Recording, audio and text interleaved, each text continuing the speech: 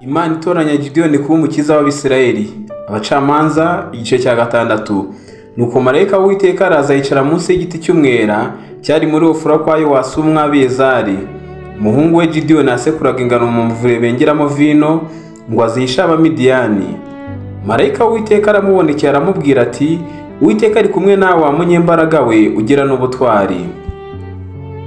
Gideyoni aramusubiza ati, Mutware, niba Uwiteka ari kumwe natwe, niki gituma ibyo byose bitubaho? N'imirimo ye yose itangaza iri he? Iyo basokuruza batubwiye ngo Uwiteka ni wadukuye muri Egiputa. Ariko noneho Uwiteka yaradutaye, yatugabije Abamidiyani.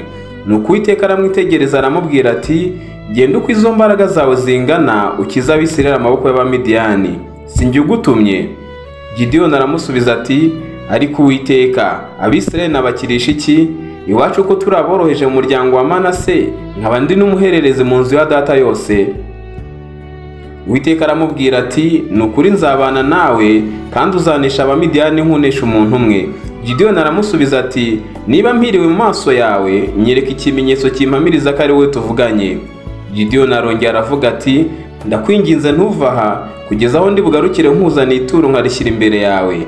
Marayika aramusubiza ati, ndaguma kugeza aho uri bugarukire.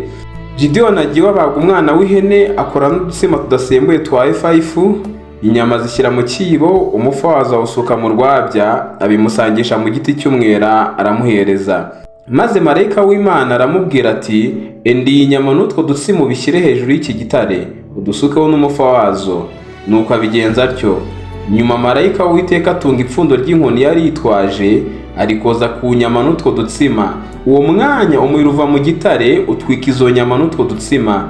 Nuko marayika w'Uwiteka aramubura, ntiyongera kuboneka imbere ye. Maze Gideyoni amenya ko ari marayika w'Uwiteka aravuga ati, nishyana Umwami Imana kuko mbonye mu maso ha marayika w'Uwiteka turebanye. Nuko Uwiteka aramubwira ati, humura witinya ntupfa. Gideyoni aherako yubakira Uwiteka igicaniro aho ngaho cyitwa Yehova Shalom, kiracyari ku musozi Ofura w'Abiyezeri na bugingo n'ubu.